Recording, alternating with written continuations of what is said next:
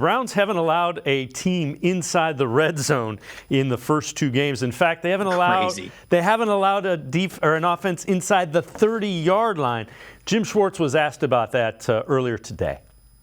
Obviously, that's not going to continue, but I like where it is right now. Either 0% or 100%. I don't know the way you'd put it, but the less opportunities. Red zone's tough, and that's where scores happen.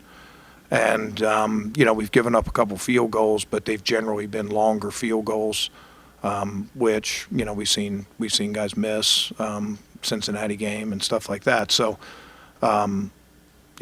we just go and play on the field position that we got and hope that we can stop drives. But I think, Tony, that probably plays a little bit into the third down. We've made it hard to sustain drives so far. So when it's hard to sustain drives, and you don't give up a lot of big plays, albeit a 71-yarder, it makes it hard to get down into the red zone. And Trevor, he's referring to the touchdown they've allowed was the 71-yard completion from Kenny Pickett to George Pickens, which was a blown coverage, basically.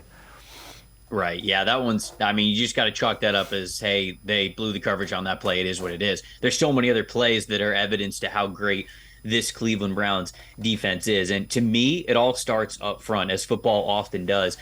I talked about the flexibility of the aggressiveness that you can have on third downs when you win on first down. Well, you can also have a lot of flexibility when you are that good just with 4 pass rushers. Cleveland is tied for 4th in the NFL right now with the highest pass rush grade when only rushing 4 guys or less. So you're not having to allocate these other bodies to get to the offensive line in order to get pressure on the quarterback. You're instead, of course, guys like Myles Garrett. It's great to have him on the team. Zadarius Smith, those guys, they're able to produce in a way where you don't have those other guys can play coverage essentially. And the more guys that you have in coverage, well, then you can get more diverse. All right, are you playing quarters? Are you playing cover 6? Are you playing cover 2 man? You're playing cover 0, whatever it is. When you have more bodies to allocate in coverage, that gives you all the opportunity in the world to play whatever you want. That only happens when you are as good as the Browns have been with 4 down defensive linemen. And if that continues, then I know Schwartz said there the